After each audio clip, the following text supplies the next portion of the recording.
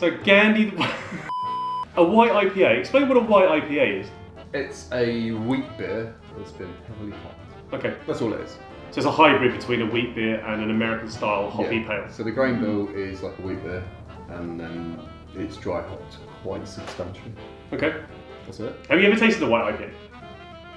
I don't think I had prior to this. No. You know? No, I don't think I had. So it's a voyage of discovery. Yeah. So it should be a nice straw colour, sort of more on gold territory. Yes. What else I've got is it should have a nice spicy character, either through addition of coriander or pepper or something imparted by the yeast. Yeah, all the above. Sorry, what was the yeast you used? Munich Classic. London. Never used that. No. As we'll be finding out shortly. I'm off to Munich, of course, in September for October. What do you mean, of course? No big deal. Of course, as in white. There's no question I wouldn't be. Yeah, no big deal. Any fans of the show welcome to join me down there. I'll probably be in the pool and the tent. That's what I'm going to be aiming for. Yeah, nice. There's very interesting videos on Oktoberfest actually on YouTube, including the one about the fact that they give them rubber bands which tell them what hotel to drop the drunks back to. Oh god. And there's one Australian guy who managed to get taken back to his hotel by an ambulance twice in the same way. What a legend! So I'm going to try and go for the hat trick. What a star! Yeah. So we should be getting some fruity esters of things like stone fruit and orange peel. Yep. And it should be quite dry but refreshing. It should be, fairly dry. Okay.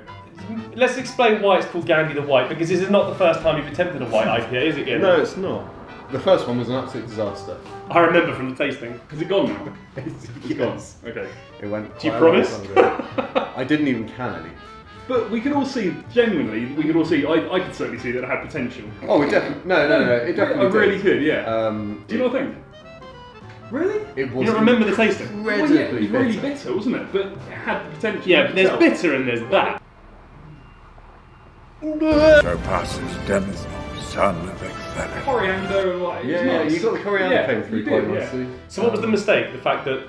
I think it was adding the orange peel 5 or 10 minutes to the end of the boil. If only somebody had said.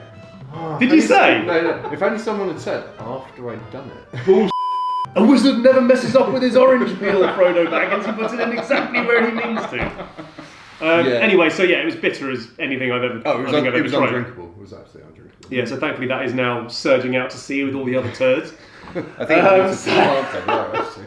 Yeah, so we thought a Gandy, hence the hat, but also we thought that Gandalf the White came back from the dead, didn't he? I am Gandalf the White. Another brew day. Tim is here. He's not getting involved, thankfully. So this is going to be our third brew on the old BrewZilla. We have got some new little bits and pieces. So we now have the RAPT Bluetooth thermometer, which is currently controlling. There's a little way of switching it over from the inbuilt one to the RAPT, which was fairly straightforward, but not in the instructions. So I will actually go through that shortly. After the comments from last time, we've turned the PID on. We've left it at the default values because I don't fully understand what they will do yet, but we will sort of go a bit further into that as we brew with this further. Yes, so we're going to have the PID on for the mash and use the controller with the RAPT Bluetooth thermometer, which will be piped into the top. And as some of your comments pointed out, we're going to turn the PID off for the boil, set the element to 90%, and set the temperature to about 103, 104, and see how we got on with the boil. Because as if you remember from the last videos, we did have a few issues of actually getting it at a constant boil. We could get it up, but then it would drop off, and the stability was a little bit iffy. So we're going to try that. But I'm ready to mash in.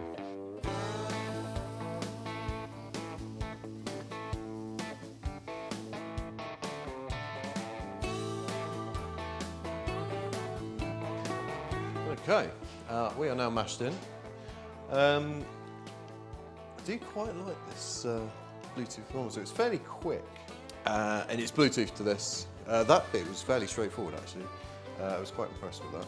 It was the instructions to get this, to use this for the temperature control were change the settings, I believe it said. So I'll bring you in and I'll show you how to do it actually on the old screen. So as you can see, this is the screen, and now to access the options, you press the They don't, press that one.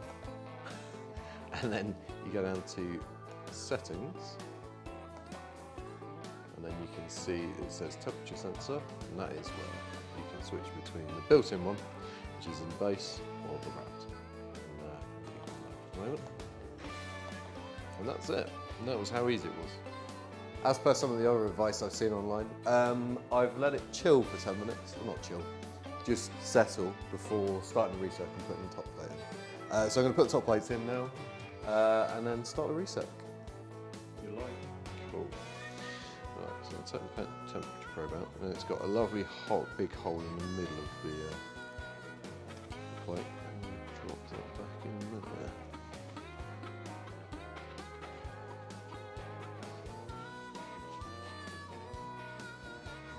And then, let's see if we can get around it. There we go. There we go, that's at the grain bed.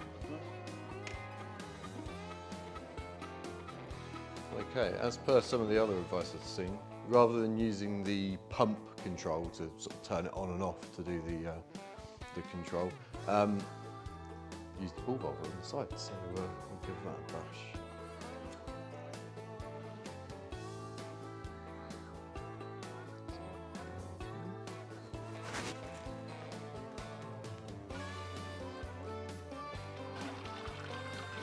Ah, you're shaking.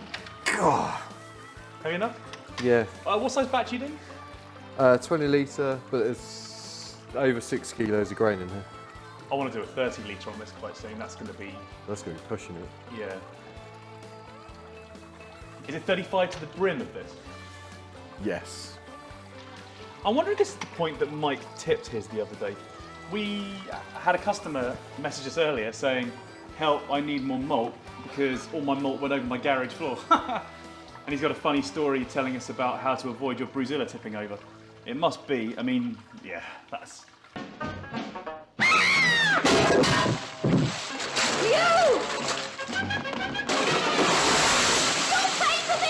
It was suggested in the comments last week, or last video. So to 103, I'm going to go 103.5. Really, that's precise. Because that is halfway between 103 and 104, which is what was suggested. And then the... Whoa, 103.5 is halfway between 103 and 104. No. You're going to have to give me the workings on that. I don't buy it. thing. I'm not entirely sure what I'm supposed to do with this at this point, though. Probably nothing. Well, I'll have to swap it back over to... Or you could drape it in there, can't you? Well, no, because it's quite easy. Now I know how to do it. I can swap it back to the built-in. Oh, okay. As easy as that? No, it's easy as that. Like that? Yeah, and it's saying 83. Obviously, that is the temperature at the bottom. At the bottom, yeah. What would you guys do at home? Would you leave the probe in? Or would you just switch to the internal temp gauge at the bottom? Or the internal temp probe at the bottom? Let's pick it up quick. I'm quite impressed with that. Yeah, it's a good bit of kit. I like it. Yeah, we'll use that. All right. As you We'll try it. We'll try it. We'll put it back. And for the sparge, we're using one of our 30-litre kettles, hose going into a magnetic pump, another hose going into this contraption here. We've shown multiple times our sparge recirc halo, which by the time this video hits, there'll be a nice stainless one available to purchase. Should be nice. You will see it. Really handy. Yeah, you'll see it in future videos. Yeah, I mean with the BrewZilla plus a kettle and that for sparging, I mean, you're golden. You can't go wrong. Could you knock it to about 50%? Yep. No, actually no, it's got loads of room, it doesn't matter. Sure? Yeah, should be right. This is the biggest issue I have with the BrewZilla. What's that? Seeing the volume markings. Oh yeah. I mean that's on the grain father S40 as well, isn't it? Yeah, well it's the same with any of these. So we're now at the boil, and it's now time for the first top addition, which is 12 grams of acid. Right, so now we're doing the boil. Having played around with the settings a fair amount, I found the sweet spot at the moment is for our system and current temperature, etc. is 80% on the heater element and set the temperature to 102 degrees and use the Bluetooth thermometer hanging around in the the worse up here. So that seems to have quite a nice rolling boil. Coriander seeds. Coriander seeds. 36 grams. Last 5 minutes of the boil. In they go. Lovely. Smells great too. That'll be the coriander, galaxy, and strata. I think that chilling coil's a bit small for this size instrument. Yeah. It almost feels like it needs to go a bit deeper. I don't know how far into the. What she said.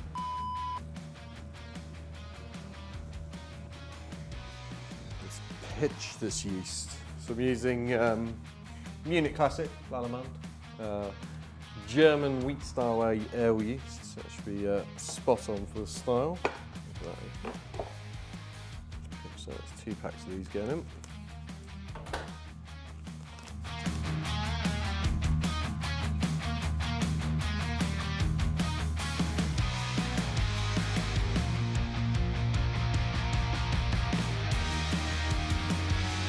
It does look really good, doesn't it? That, you've nailed the gold colour. Yeah. Lovely opacity as well, isn't it? There was a balance between. Love that glass, left-handed giant. Lovely head as well.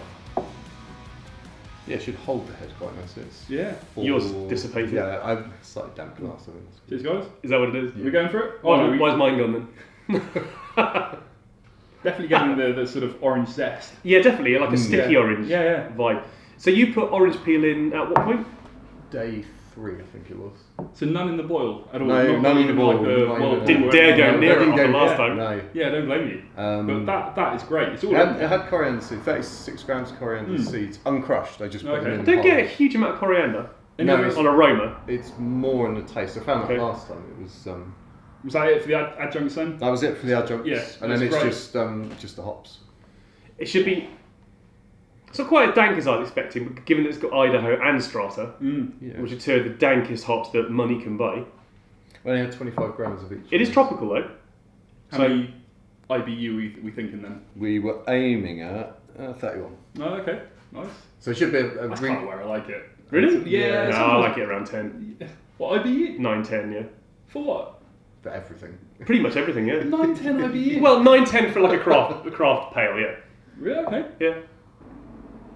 On the aroma, I'd say it's right on the money. It's definitely American Really pale nice. territory, isn't it? Yeah. That's lovely. Yeah, tropical, orangey. It's good. It's still got a decent amount of bitterness in there as well. Yeah, it's lovely. Yeah. Yeah, it is nice. It's really refreshing. Really nice, yeah, which is good. That's another hallmark of the style. Yeah. What gravity did you finish at? Drink's quite dry. It does, doesn't it? Do you get a little bit of coriander actually on the back end? 10, 12. 10, 12, yeah, okay. It was a little bit higher than Brewfather kind of suggested. It was 10:08, I think, is what he said, but it finished at 10:12, which is. I wouldn't want it any dry. No, I would say it's probably plenty about dry. right, to be fair. Yeah. I also wouldn't want it any more bitter than that. No, for me. I think- That's my personal I taste. agree with that, but it's not too bitter. Yeah. It's sort of. Unlike last time. Yeah. Once again, if I walked into a craft brewery, asked for, I would not question that at all. That is absolutely lovely. Not only would I not question it, I'd be really, really happy with it. Yeah. No, I'm really, really happy. I think this is probably my best beer You reckon? brew to date. Yeah. I think so. His tail is up, isn't it? It is. Anyway, so to summarise, this, if you like it, hoppy, opaque, nice and smooth, big on aromatics, but nice, lasting bitterness and dryness, then this is going to be the one for you. It's a great summer sipper. It is. Yeah, it is. absolutely. On a day like this, Yeah. again. I think I said that last time. But Yeah. Great beer in this kind of weather. Yeah. Thanks for stopping by. Yeah. I did the wink. It's fine. You can end it on that. All right, fine. Yeah, so thanks for stopping by, and we will see you on the next video next week, which is a smoothie sour, our first smoothie sour. So something completely different. We'll see you guys there. Have a great bank holiday weekend. Chinkweed. It's an absolute free-for-all, isn't it? I know.